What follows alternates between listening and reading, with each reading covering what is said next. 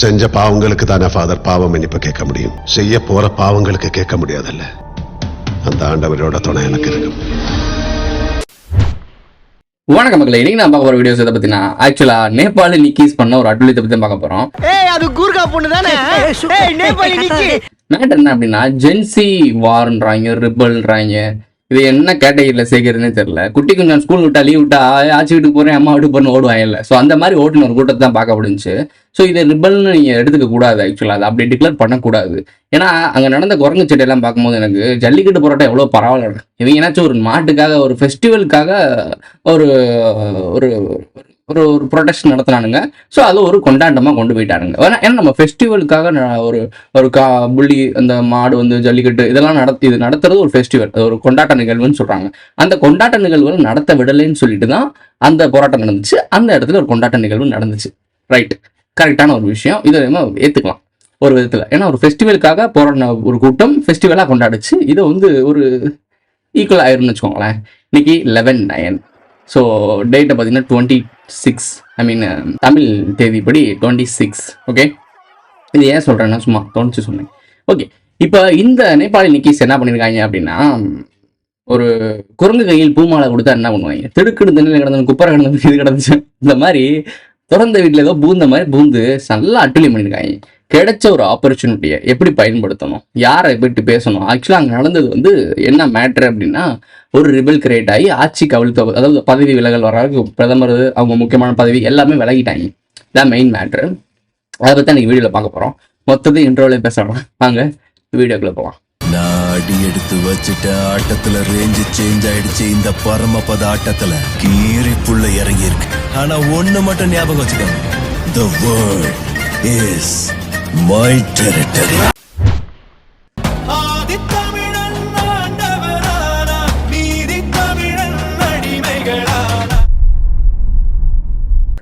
இந்த ஒரு போராட்டம் வந்து ஒரு நியாயமான போராட்டம் தான். பட் ஒரு காமெடியா ஃபன்னா பாக்குறேன் அப்படின்னு அப்படி ஆகிட்டானுங்க.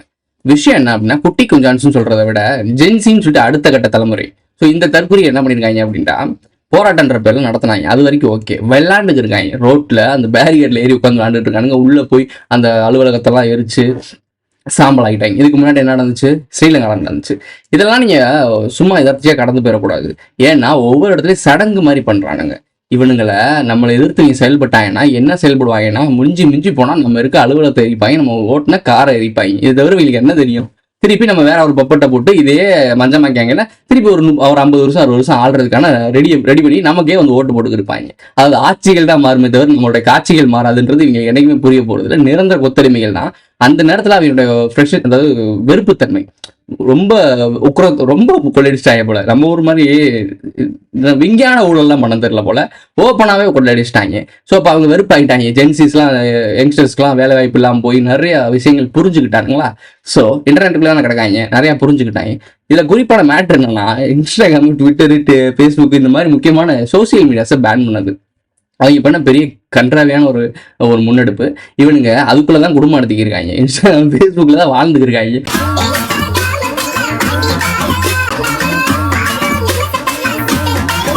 அதை மூடி விட்டாங்கன்னா ரோட்டுக்கு தான் வருவாங்க, ரோட்டுக்கு வந்துட்டாங்க. ஸோ இவங்க போராடினதுக்கான மெயின் ரீசனு நம்ம ஊரில் இப்படி டக்கர் பாட்டு மாதிரி அவங்க சோசியல் மீடியாவை பேன் பண்ணது. ஸோ அதான் பெரிய ஒரு இதாக பூம் ஆயிடுச்சு. வெளியே வந்து சண்டை போராட்டம் பண்ணி மொத்த சக்ஸஸ் ஆன மாதிரி தான் ஆக்சுவலாக பதவி விலகெல்லாம் நடந்துருச்சு. ஆனால் தற்காலிக வெற்றி. இவங்க போய் போராடிட்டு, நான் ஒரு வீடியோ லிங்க் கொடுக்குறேன். ஒரு இங்கிலாந்து யூடியூபர் வந்து பிளாக் பண்ணியிருக்காப்புல. டம்மி சேனல் தான். அந்த டம்மி சேனலில் மோஸ்ட்லி வீடியோ இருக்காது. இந்த வீடியோஸ் மட்டும் மில்லியன்ஸ்ல வியூஸ் போயிருக்கு. அந்த வீடியோ லிங்க் நான் கீழே கொடுக்குறேன். அந்த கிளிப்ஸ்லாம் எடுத்து போட்டேன்னா கைட்லைன்ஸ்ல நம்ம தூக்கிடுவாப்லமா, அதாவது சுந்தர் பிச்சை தூக்கிடுவாப்ல. ஸோ அதனால கவனமா இருக்க வேண்டியது. நான் வீடியோ கீழே லிங்க் கொடுக்குறேன். ஸோ அந்த வீடியோ போய் பாருங்க.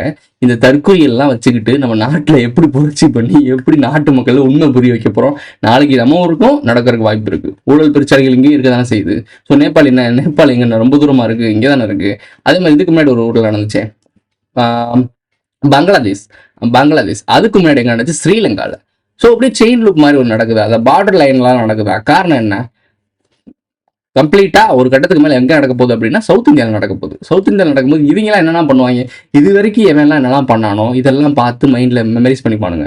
அப்ப நாமளும் இதான் பண்ணணும் அப்படின்னு ஒரு ட்ரெயின் பண்றாங்க, நம்ம ஊர் யங்ஸ்டர்ஸ்க்கு ட்ரெயின் பண்றாங்க. தற்கொலையில இதெல்லாம் தேவையற்ற வேலையற்ற வேலைன்னு சொல்லுவாங்கல்ல, இந்த ஆணியை புடுங்காமே இருக்கலாம், நீ ஆணியே புடுங்கணும்னு சொல்லுவாங்கல்ல. ஸோ அந்த மாதிரி நீ புடுங்குறது பூராமே தேவையில்லாதான், போய் புடுங்க போ.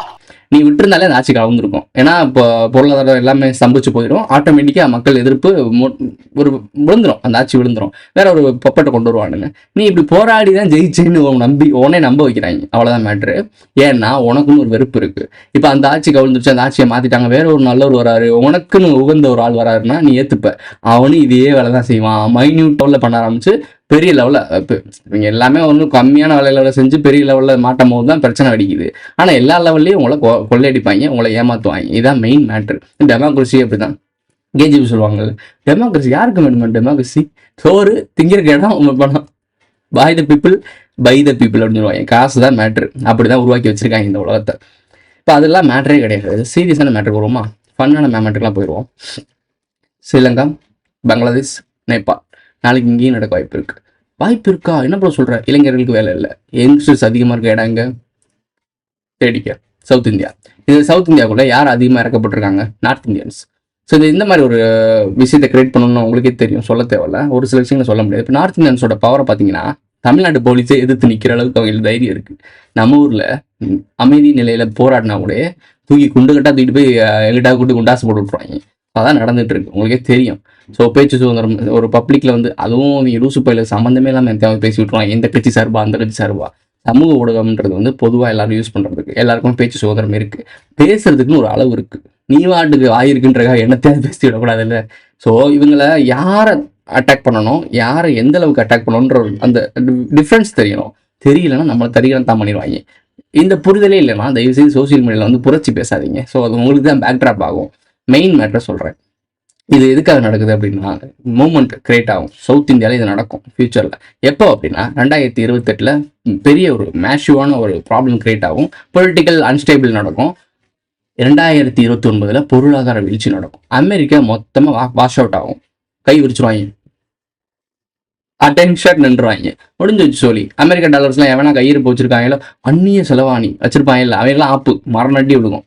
இப்போ யோசிச்சு பாருங்க, எல்லா இடங்களையும் லோன் கொடுக்கப்படுது.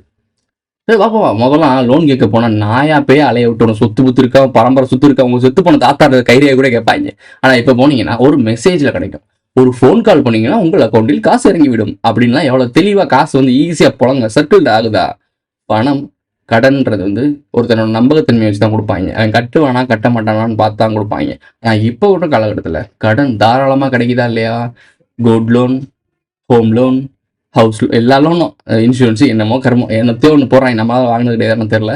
ஸோ இந்த மாதிரி கடன் வாங்குறதுக்கு நம்மளால சலிச்சவையிலே கிடையாது. நம்மளும் பொம்பளைங்களாம் என்ன செஞ்சு வச்சிருக்காங்க அப்படின்னா, மகளிர் குழு அப்படின்னு சொல்லிட்டு குழு மூலயமா அது வந்து பயனடைஞ்சவங்க ஓகே. பட் இது மூலயமா இம்பாக்ட் எப்படி அப்படின்னா, பழக்கிட்டாங்க, கடன் வாங்கி பழக்கிட்டாங்க. அவன் குடிச்சு பழகிட்டா, நான் கொடுத்து பழகிட்டேன், உங்களால என்ன செய்ய முடியுமோ செய்யுங்க. எல்லார் வீட்லயும் ஒருத்தவங்க மகளிர் குழு வாங்கியிருப்பாங்க. எங்க வீட்லயும் அம்மா வாங்கியிருந்துச்சு கொஞ்ச நாள் முன்னாடி, இப்ப இல்ல, முதல் வாங்கிருந்துச்சு. ஸோ எல்லா வீட்லயும் இது நடந்திருக்கு. ஸோ எல்லாரையும் கடன்காரன் ஆக்கி வச்சிருக்காங்க. பொருளாதாரம் விழுந்துருச்சுங்க. ஒரு கான்ஸ்டியூஷியா வச்சுக்கோங்க, பொய்யுங்க இது வச்சுக்கோங்க. பொருளாதாரம் விழுந்துருச்சு. 2029 பொருளாதாரம் விழுந்துருச்சு. அண்ட் அமெரிக்கா டாலரை பேஸ் பண்ணி வாழ்ந்துட்டு இருக்க எல்லாருமே விழுந்துட்டாங்க. அமெரிக்கா பேஸ் பண்ணி விழுகுறாங்க அப்படின்னா இந்தியா வல்லரசு நாடா கிடையாது. அப்போ இந்தியாவும் அடி வாங்கமா ஆகாதா? டிமானிட்டேஷன் ஒன்று பண்ணாங்க, உங்களுக்கு தெரியும். டிமானிட்டேஷன் ஒன்று பண்ணும்போது அதனால பொருளாதாரம் அடி வாங்குச்சு. சின்ன சின்ன குறுநில வியாபாரிகள்லாம் அடி வாங்கினாங்க. லாக்டவுன் ஒன்று போட்டாங்க, மொத்தமாக முடிச்சு விட்டாங்க. அந்த கொஞ்சம் உசுறு இருந்தவனும் மொத்தமாக முடிச்சு புதைச்சிட்டாங்க.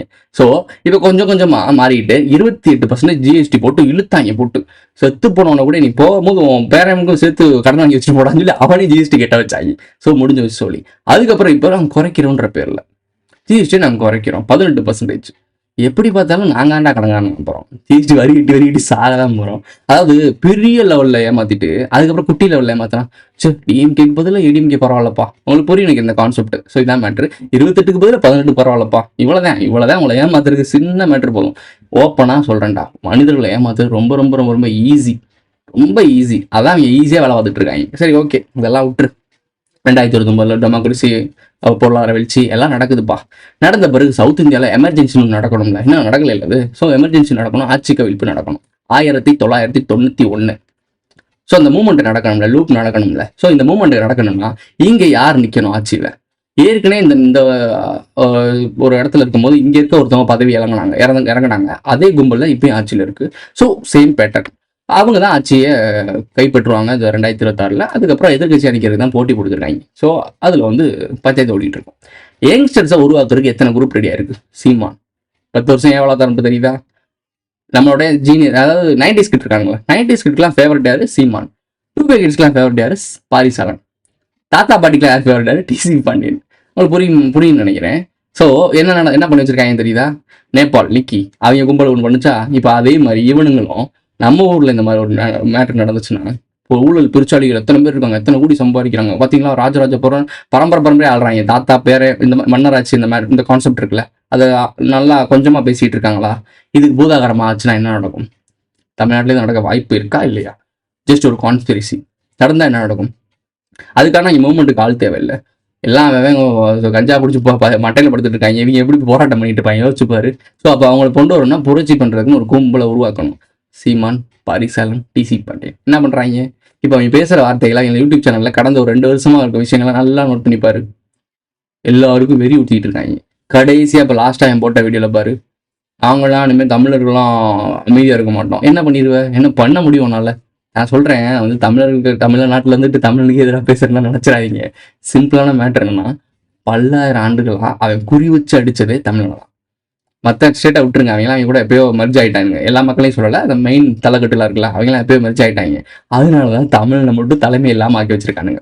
இங்கே தலைமை உருவாச்சுன்னா, சரியானவன ஒருத்தன் உருவாயிட்டான்னா ரெபல் கிரியேட் ஆகும். கலப்பின யுத்தம், கலவரத்துன்னு சொல்லிட்டு உங்களுக்கு இருண்ட காலம் சொல்லி ஒரு கதையை விட்டுட்டு இருப்பாங்க. நம்ம வீடியோ இருக்கு, சேனலில் டிஸ்கிரிப்ஷனில் கொடுக்குறேன், பார்த்துக்கங்க. ஸோ அந்த கலப்பின யுத்தத்தை நான் மறந்துடாதீங்க. அந்த மூமெண்ட் தான் இப்போ நடந்துகிட்டு இருக்கு. நேபாளில் என்ன நடந்திருக்கு? மக்கள்லாம் புரட்சி பண்ணி கலவர யுத்தம் மாதிரி தான் நடந்திருக்கு. மக்களில் அது இந்த சாதி அந்த சாதி அந்த மதம் இந்த மதம் அப்படிலாம் இருந்துச்சா? கிடையாது. எல்லா மக்களும் பொதுவாக வந்து இந்த ஊழல் பிரிச்சாலையில் விரட்டணும்னு சொல்லி போராடுறாங்க. அவன் பேசலாம் கேள்வி சிரிச்சு ஆண்டு இருக்காங்க. ஏன்னா அவங்க வாழ்க்கையில் உங்கள் ஊழல் பண்ணி உங்களுக்கு கொள்ளையடிச்சிருக்காங்க, அதை போய் என்ஜாய் பண்ணிட்டு இருக்கீங்க. சரி, ஓகே, என்னமோ பேசுகிறாங்க. அவங்களோட அறிவு அவ்வளோதான், அப்படிதான் வளர்க்கப்பட்டிருக்காங்க. ஒரு லேபில் வளர்க்கப்பட்ட எலிக்கு என்ன தெரியுமோ அதான் அவங்களுக்கு தெரியும். அவங்கள்ட்ட போய் என்னத்தை பேசுறது? சரி, நம்ம எதிர்பார்க்குறது பெருசாக அவங்கள்ட்ட எதிர்பார்க்க முடியாது. இதெல்லாம் பண்ணிட்டாங்க, இந்த சக்ஸஸ்ன்னு நினச்சிட்டு இருக்காங்க. அவங்களுக்கு இருக்க அந்த வெறியும் அந்த கூட்டத்தையும் ஆக்கப்பூர்வமாக பயன்படுத்தியிருந்தாங்க அப்படின்னா உண்மையான விஷயம் புரிஞ்சிருக்கும். ஆட்சி அதிகாரம் மக்கள் கையில் போயிருக்கும். அவங்க என்ன பண்ணுறாங்கன்னா லூஸ் மாதிரி ஏற்கனவே இருந்த அதிகாரிகளுக்கும் ஏற்கனவே இருந்த வேனு டிரைவ் அவன் 10,000 கோடி சம்பாரிச்சு வச்சுட்டு போயிருக்கான். நீ எரிச்சுதான் ஒரு மேட்டரே கிடையாது. திருப்பி அடுத்த ஒரு ஆட்சி வரும், அந்த ஆட்சி ஓ மேலே வரி போட்டு அதெல்லாம் திருப்பி கட்டிடுவாங்க. காமன் சென்ஸே இல்லாம லூசு மாதிரி அரசாங்க சொத்தை போய் எரிக்கிறாங்க. அது ஓன் வரி பணத்துல கட்டின மயிறு, அவனோட சொத்தே கிடையாது, அது ஓன் வரி பணத்துல வாங்கினது. இந்த பேசிக் கான்செப்டே தெரியாம இவனுக்கு சக்சஸ் ஆயிட்டானுன்னு நினைக்கிறீங்களா நேபாளத்துல? அதை பார்த்துட்டு நம்ம ஊர்ல பயிர் விடுறாங்க. நாளைக்கு திமுக ஆட்சியிலும் இதான் நடக்கும். இது நடக்கும், ஓகே, ஆமா, இப்படியே நடந்துச்சுன்னு நடக்கும். ஏன்னா ஸ்ரீலங்காவில் நடந்ததுதான் இங்க நடக்கும். அங்க ஸ்ரீலங்காவில் நடந்துச்சு, என்ன நடந்துச்சு? இதே மாதிரி ஒரு கூட்டம் கூடிச்சு, ராஜபக்சே ஒழிஞ்சான். இப்ப ராஜபக்சே சிறியங்கள தான் இருக்காப்புல, என்ன பிடுங்க முடிஞ்சு? இதான் மாஸ் க்ரௌடு கூட்டம் சேர்ந்தா இந்த மனித கூட்டம் எப்படி செயல்படுன்றதுதான் அந்த எக்ஸ்பிளனேஷன். அந்த வெள்ளக்காரன் போட்டுருந்தான்னு சொன்னால பிரிட்டிஷ்காரன், அந்த வீடியோ நான் கீழே போடுறேன், அந்த வீடியோ நீ பாரு. என்னடா இப்படி பண்ணிட்டு இருக்காங்க?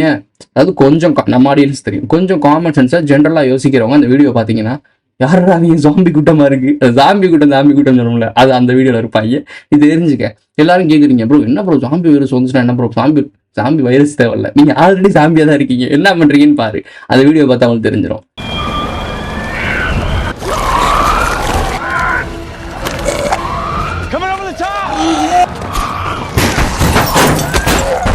மெயின் மேட்ரு வரலாம். நம்ம ஊர்ல இந்த மாதிரி ஒரு விஷயம் நடந்துச்சு அப்படின்னா 2029 நடக்கும். அது மூவ்மெண்ட் கிரியேட் ஆகும், பொருளாதார வீழ்ச்சி விழுகும். அப்படி கொஞ்சம் கொஞ்சமாக படிப்படியாக 2032 வேர்ல்டு வார் டிக்ளேர் ஆயிரும். சீரியஸ்னஸே தெரியாமல் இந்த தற்கொலையை விடுற ஃபயரை பார்த்துக்கிட்டு இவங்க பண்ணுற சோசியல் மீடியா கட்டுப்பாட்டில் கொண்டு வருவாங்கன்னு சொன்னோம். ட்ரை பண்ணுறாங்களா?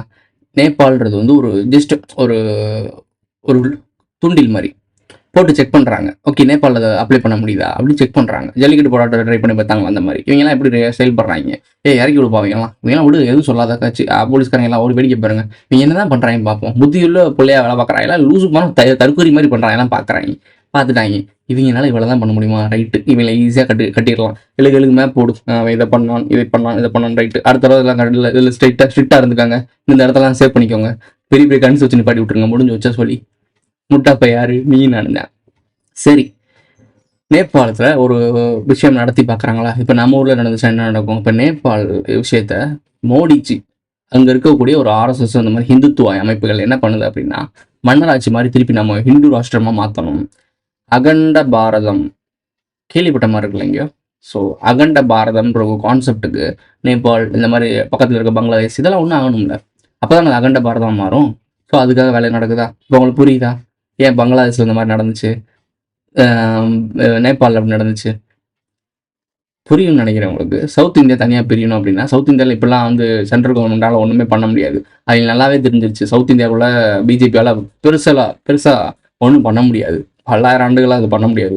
ஏன்னா இங்கே ஒரு கூட்டம் இருக்குது, 2 கூட்டம் தான் அங்காளி பங்காளி சண்டை விட்டுருக்காங்க. இங்கே நான் கொஞ்சம் கொள்ளிப்பேன், நீ கொஞ்சம் அடிப்பேன், முடியாது, எனக்கு மொத்தமாக வேணும்னு சொல்லி அவன் சண்டை போடுவான், அப்புறம் எனக்கு மொத்தமாக வேணும்னு சொல்லி நார்த் இந்தியா அப்படி இவங்க மாற்றி இவங்க மொத்தமாக மக்களுக்குள்ள சண்டை போட்டு ஏமாற்றி இவங்க ஆட்சி ஏற்று உட்கார்றதுக்கு சும்மா போகிற நாமல் நீங்கள் தான் பனியாக்கடா இருக்கும். அதாவது எவனோ ஒருத்தன் ஏசி ரூம்லையும் பங்களாலையும் என்ஜாய் பண்ணி வாழ்றதுக்கு நாம எல்லாம் ராப்பகலை உழைச்சிக்கிட்டு இருக்கோம்னு சொன்னால் அவனால ஏற்றுக்க முடியுமா? அதான் நடந்துட்டு இருக்கு. சரிங்க, இதெல்லாம் தூக்கி ஓரமாக வச்சுருவோம். சிம்பிளாக ஒன்று கேட்குறேன். ஜப்பானில் பிரதமர் ஆட்சியை விட்டுட்டு போயிருக்காரு, பதவி விலகி இருக்காரு. ஃப்ரான்ஸ்லேயும் இதே மாதிரி கலவரம் உருவாயிருக்கு, ஆட்சி இது இடத்த விட்டு போயிருக்காரு. நேபாள் அங்கேயும் இதே மாதிரி பிரதமர் விலகி இருக்காரு. 3 நாடு தொடர்ச்சியாக பிரதமர் மாற்றப்படுறாருன்னா உலகளாவியல்ல பொருளாதாரம் சம்பந்தப்பட்ட விஷயத்த ஏதோ ஒரு பிரச்சனை கிரியேட் ஆகுது, உலகளாவியில் இருக்கவங்க மக்களுக்கு ஏதோ ஒரு அதிருப்தி இருக்கு, அதனாலதான் ஆட்சி அதிகாரத்துக்கு மேல எதிராக செயல்படுது, ஆட்சி அதிகாரம் சேஞ்ச் பண்ணும்போது கொஞ்சம் மக்களோட அந்த கோவத்தை தணிக்கிற மாதிரி ஒரு விஷயம் நடந்துகிட்டு இருக்கு. இப்போ இது எல்லாத்தையும் ஒரு கிரியேட் பண்ணி பார்த்தீங்கன்னா, அந்த டிமானிட்டேஷன் இந்தியாவில் நோட் பண்ணிக்கோங்க. வேர்ல்டு அமெரிக்கா வந்து உலகம் முழுக்க வரி போடுதுல, இவங்க கூட புரியும், அவனுக்கு வரி 100%, உனக்கு 1000%, எனக்கு வரி கொடுக்குறது நான் வரவே இல்லைடா, நான் ஆட்டையிலே இல்லடான்னு சொல்லிட்டு வரி உங்களுக்கு புரியும் நினைக்கிறேன். போட்டு விட்டா நாளைக்கு என்ன நடக்கும்? ட்ரம்ப் எடுத்த தவறான கொள்கையினாலதான் அமெரிக்கா விழுந்துச்சு. ஆமாவா இல்லையா? ட்ரம்ப் மேல பலிய போடுவாங்களா மாட்டாங்களா? ட்ரம்ப் எடுத்த கொள்கை தப்பான கொள்கை. அவர் தேவையில்லாம வரி போட்டு மற்ற நாடுகள்லாம் கோவப்படுத்தி அவங்க பிரிஸ்குன்னு ஒரு நாடு உருவாக்கி அவங்க ஒரு மணியை உருவாக்குனால அமெரிக்கா டாலர் விழுந்துருச்சு அப்படின்னு உங்களை நம்ப வைக்க ட்ரை பண்றாங்க. ஆனா கதை ஆசிரியர் யாரு? அமெரிக்கா ட்ரம்ப் இப்படி செய்யணும், ட்ரம்ப் இப்படி செஞ்சாதான் நாம செய்யற ஸ்கிரிப்டை வெளியே தெரியாம நான் சூக்கா அடிச்சு விடணும். நான் சார் இப்போ செஞ்ச சம்பவத்தை நியூஸ்ல பாரு, ஏன் இம்பார்ட்டண்டா நிக்கிறவன் ஓரம் உட்காரு, இதெல்லாம் பாடிக்கிட்டு இங்கேயே உட்காந்துட்டு நம்ம கூட தின்னுக்கிட்டு பக்கத்துலேயே தான் ஆள்றாங்க. நீ தான் முட்டா பேல தருவேன். ஓப்பனாக சொல்கிறேன், நாங்கள் கான்ஸ்பிரசி தெரியும் என்னத்தையும் சொல்லிட்டு போக பிரச்சனையே கிடையாது, நான் தெளிவாக இருக்கேன். 2029 உனக்கு பெல் சாவு மணி அடிச்சாச்சு, அது வரைக்கும் உனக்கு கீ புரியாது, என்னன்னே புரியாது. அடிக்கும் போது கொஞ்சம் இந்த விஷயத்த காதல கேட்டிருந்த அப்படின்னா திரும்ப தேடுவேன், எங்கடா தேடுவேன். அன்னைக்கு ஓடிதான் வர போறேன், எங்க போறேன், இங்கேதான் வர போறேன், இங்கேதான் இருக்கும் நம்ம கடை, வேறு எங்கேயும் கிளைகள் கிடையாது, நான் இங்கே தான் இருப்பேன், இங்கே வந்து வருவீங்க. ஓகே, சிம்பிளான விஷயம் தாங்க.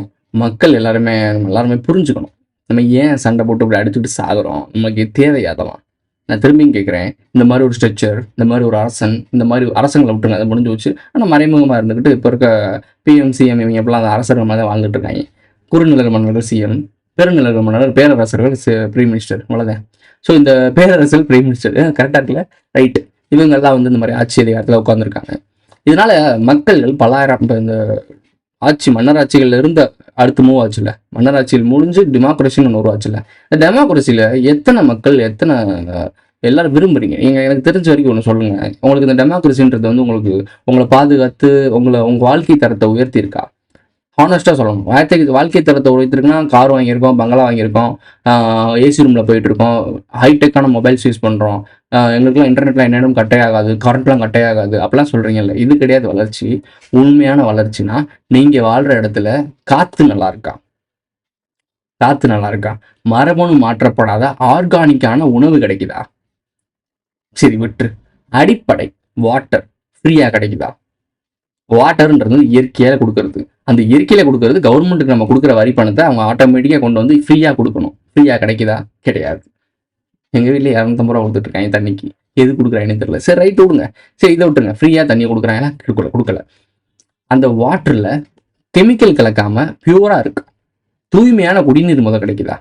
தூய்மையான குடிநீர் இல்லை, தூய்மையான காற்று இல்லை, எதுவுமே உனக்கு ஒரு என்வரான்மெண்ட் மட்டும் ஒழுங்காவே இல்லை. நீ மட்டும்தான் இந்த பூமியில வாழ்ந்துட்டு இருக்கியா? எத்தனை உயிரினங்கள் வாழ்ந்துட்டு இருக்கு? எத்தனை கோடி மனிதர்களை விட மற்ற உயிரினங்கள் தான் இங்க கோடான கோடி இது இருக்கு. எத்தனை பாக்டீரியாஸ், எத்தனை என்னென்னமோ இருக்குங்க உலகம் மனித பூமிக்குள்ள வாழ்றதுக்கு. ஆனா நம்ம பண்ணிட்டு இருக்கிறது என்னது? குளோபல் வார்மிங் உருட்டுவாங்க வந்து ஏமா வந்துருவாங்க குளோபல் வார்மிங். டேய், அவன் எப்போ டெஸ்ட்ல வந்து எப்போ எலக்ட்ரிக்கல் ஓடுறது, எலக்ட்ரிக்கல் வந்து ரொம்ப நாளுக்கு, அதாவது ஒரு வருஷம் ஒரு வீட்டுக்கு கரண்ட் கொடுக்குற மாதிரி எந்த கண்டுபிடிச்சாண்டாவேன். ஒரு காயில் மாதிரி நீங்க பாக்குறதுல டோனி ஸ்டாக் வச்சிருக்காங்கல்ல, டோனி ஸ்டாக் டவர்ல வந்து ஒரு காயில் வச்சிருப்பான். அந்த காயில் தான் டவருக்கு மொத்தமா கரண்ட் கொடுக்கும். அவன் கரண்ட் கட்ட மாட்டான், சொந்த எலக்ட்ரிக்கல் ஒரு ஜென்ரேட்டர் வச்சிருப்பான். இதெல்லாம் டெஸ்ட்லா காயில்னு சொல்லிட்டு டெஸ்ட்லா எப்போ கண்டுபிடிச்சு வச்சுட்டாப்ல. டெஸ்ட்லா தான் கண்டுபிடிச்சாரு நான் சொல்லல, உனக்கு தெரியுன்றக்காக நான் டெஸ்ட்லாவை சொல்றேன். இதுக்கு முன்னாடி நிறைய இருக்கு, அது வேண்டாம் நீ கேட்க மாட்டேன். ஸோ நான் டெஸ்ட்லாவில் நீ படிக்கிறேன். டெஸ்ட்லா காயில்னு ஒன்று இருக்கு, அதை வச்சிருந்தேன்னா ஒரு 1 இயருக்கு உன் வீட்டுக்கு கரண்ட் ஃப்ரீயா கிடைக்கும். அந்த ஒரு காயில் மூலியமா. அந்த காயில்னா பிரம்மாண்டமாலாம் இருக்காது, இம்மூட்டு தான் இருக்கும். அந்த காயில் மூலியமா உனக்கு 1 வருஷம் கரண்ட் கிடைக்கும். அப்படின்னா இதை ஆல்டர்னேட்டா யூஸ் பண்ணி பைக்கு கார்ல யூஸ் பண்ண முடியுமா முடியாதா? என்னோட கேள்வி அதான். அப்படி ஒன்று இருக்கு. வாட்டர்ல தண்ணி ஓடுற மாதிரி, உப்பு தண்ணியில் ஓடுற மாதிரி பைக்ஸ்லாம் கண்டுபிடிக்கிற மாதிரி நியூஸ் அங்கங்க நீங்க பார்த்துருப்பீங்க. அவங்களாம் என்னன்னாங்க எனக்கு தெரியல, என்னன்னாங்க அதெல்லாம் இம்ப்ளிமெண்ட் பண்ணிருக்கலாம்ல. ஏன் குளோபல் வார்மிங் பேசுற இந்த பைத்தியக்கார பயிலுக இதை ஆல்டர்னேட்டா பயன்படுத்திருக்கலாம்ல, ஏன் பயன்படுத்தல? எலக்ட்ரிக்கல் இன்ஸ்டியூட் இது வாங்கிடக்கூடாதுன்றக்காக நெகட்டிவா எலக்ட்ரிக்கல் ஸ்கூட்டர்லாம் எரியுது, பத்தி எரியுது, எலக்ட்ரிக்கல் கார்லாம் எரியுதுன்னு சொன்னாங்க பாத்தீங்களா? ஏன் அப்ப எலக்ட்ரிக்கல் பக்கம் நீ போகவே கூடாது. இப்போதைக்கு நீ போகக்கூடாது. நாங்க என்னைக்கு நினைக்கிறோமோ அப்பதான் நீ போகணும். அதாவது ஆயில் கம்பெனிஸ்லாம் எவ்வளவு கொள்ளடிக்குதோ, கொள்ளையடிச்சு முடிச்ச பிறகு அதுக்கப்புறம் ஆயில் கம்பெனிஸ்லாம் எலக்ட்ரிக்கல் கம்பெனியா மாறும். அப்ப ஆயில் கம்பெனி இவனே அடிப்பான். ஆயில்லாம் குளோபல் வார்மிங் ஆகுதுங்க, எல்லாருமே ஆர்கானிக்கா யூஸ் பண்ணுவாங்க. இவன் தான் இவ்வளவு நாள் ஆர்கானிக்கா போடாம தடுத்து வச்சிருந்தது. அவர்கிட்ட வாங்கின காசுக்கு ஏணி சின்னத்துல ஒரு குத்து, உங்ககிட்ட வாங்கின காசுக்கு தென்னை மரம் சின்னத்துல ஒரு குத்து. இவனே திருப்பி இங்கிட்டு வந்துட்டு இவன் வியாபாரம் பண்ணணும். இனிமே விவி மிஷின் ஆக மொத்தம் 2 குத்துனே. அதாவது எலக்ட்ரிக்கல் பொருளை விற்கணும். அப்ப எலக்ட்ரிக்கல் பொருட்கள் உள்ள வந்துட்டு என்ன பண்ணுவான்னா இதுக்கு கூவி விற்பான். இந்த இயற்கையை காப்பாற்ற வேண்டுமா, சிட்டுக்குருவி வருவான், இவனே வருவான். இப்படிதான் இவங்க பண்ணிட்டு இருக்காங்க, சிம்பிளா பண்ணிட்டு இருக்கானுங்க. அவங்க ரொம்ப ஸ்ட்ரெயின் பண்ணல, உங்களெல்லாம் ஏமாத்திருக்க அவங்க ரொம்ப ஸ்ட்ரெயின் பண்ணல, தெளிவா ஏமாத்திட்டு இருக்கானுங்க. நீங்க மக்கு மட சம்பிரதாயம் இருக்க வரைக்கும் அவங்க எல்லாருமே அடுத்தடுத்து இன்னும் 100-1000 வருடங்களுக்கு அவன் பிளான் வச்சிருக்கான். நீ மக்கு மட சம்பிரதாயம் தான் உட்காந்துருப்ப. உன் கேடு 2029 எழுதி வச்சுக்க. அதுல நீ விழிச்சுக்கலன்னு வச்சுக்கோமே, சீரியஸ்லி சொல்றேன், பொழைச்சிக்க முடியாது. இப்ப நாங்க பண்ணிட்டு இருக்க வேலை என்ன? வேலையேத்த வேலையா? வேணா தேவையில்லாம கான்ஃபிடன்ஸ் பேசிட்டு இருக்கான். இது எனக்குலாம் தேவையாடா? இதை பேசிட்டு என்னடா சோறு திங்க முடியும்? அதை வச்சு நிம்மதியா ஓரளவுக்கு உட்கார முடியும், ஆடம்பரமா வாழ முடியாது, நம்ம இஷ்டத்துக்கு எதுவும் பண்ண முடியாது. அந்த அளவுக்கு அதில் சோர்ஸ் வரும். நான் நினைச்சா இவ்வளவு பேச தெரிஞ்ச எனக்கு இதை அப்படியே ஆல்டர்னேட்டா பண்ணி என்னால சம்பாதிக்க முடியுமா முடியாது? ஏன் இதெல்லாம் பண்ண மாட்டோம்? இதை சிம்பிளா யோசிக்க மாட்டேன். ஏன் யோசிக்க மாட்டேன்? அதை நீ யோசிச்சாலே ஏன் நீ உட்காந்துருக்கோன்னு தெரியும். ஏன்னா ஒரு சில மூமெண்ட் இருக்கு, இந்த பிரபஞ்சத்துக்குன்னு ஒரு லா இருக்கு. மனிதர்கள் நிம்மதியா வாழக்கூடிய பூமி தான் இது. இயற்கையா வாழ்ந்துட்டு போகலாம். ஆனா அதை கெடுத்து வேற ஒரு காரணங்களுக்காக பல விஷயங்கள் பண்றான். அப்படின்னா அந்த விஷயம் தெரிஞ்சும் நாமளும் இந்த கட்டமைப்புக்குள்ள போறோம் அப்படின்னா அந்த எதிரிக்கு வேலை பார்க்குற மாதிரி. அதாவது அவன் சுகபோகமா வாழ்றதுக்கு விஷயம் தெரிஞ்சும் நான் என்னை சஸ்டைன் பண்ணிக்கிறதுக்காக சுயநலமா இந்த இடத்துக்குள்ள இந்த மேட்ரிக்குள்ள வாழ்றதுக்கு சமம். அதுக்கு நான் பிஎல்இ திண்டு போயிடலாம். புரியுதா உனக்கு? அவ்வளவு கேவலமான ஒரு செயல். அப்படிதான் பல கோமாளிஸ் அவங்க கொடுக்குற அந்த பிஎல்இ திண்டுபிட்டு நமக்கே துரோகம் பண்ணிட்டு இருக்காங்க. இதைத்தான் நான் ஓப்பனா ஒவ்வொரு வீடியோலையும் சொல்லிட்டு இருக்கேன். கேட்க நாதி இல்லை. என்னத்தை சொல்ல? வெயிட் பண்ணு, 2029 அவனுக்கு கேடு. முடிஞ்ச அளவுக்கு பேங்க்ல 2027 வரைக்கும் பேங்க்ல மெயின் பேலன்ஸ் வச்சிருப்பேன்ல, அதை தயவு செய்து விட்ரா பண்ணி கோல்டா மாத்திக்க. நீ நினைச்சு கூட பார்க்க முடியாது கோல்டை. 1 கிராம் கோல்டு 1 லேக் மேல போகும். நோட் பண்ணிக்கோ, 1 கிராம் கோல்டு 1 லேக் வரைக்கும் போகும். நீ வாங்க முடியுமா? புரியாது உனக்கு, சொன்னா புரியாது. பணத்தோட மதிப்பு அமெரிக்கா எவ்வளவு இருந்துச்சுன்னா பணத்தோட மெயின் சோர்ஸ் ஆட்டங்கண்டுனா இந்தியாவோட மதிப்பு குறைஞ்சிரும். இவ்வளோ பணம் வச்சிருப்ப, ஆனா இவ்வளவுதான் பொருள் வாங்க முடியும். சிம்பிளா சொல்றேன். நான் அப்படி காம்ப்ளிகேட்டட்லாம் சொல்லணும்னு அவசியம் இல்லை. எனக்கு பாக்குறவங்களாம் பாமரக்கள்லாம் பாக்குறாங்க. ஸோ அப்போ அவங்களுக்கு புரியுற மாதிரி சொன்னா போதும். எனக்கு அதான் சரி வரும். ஸோ இவ்வளோ பணம் வச்சிருந்தாலும் இவ்வளோ பொருள் வாங்கி திங்க முடியும்.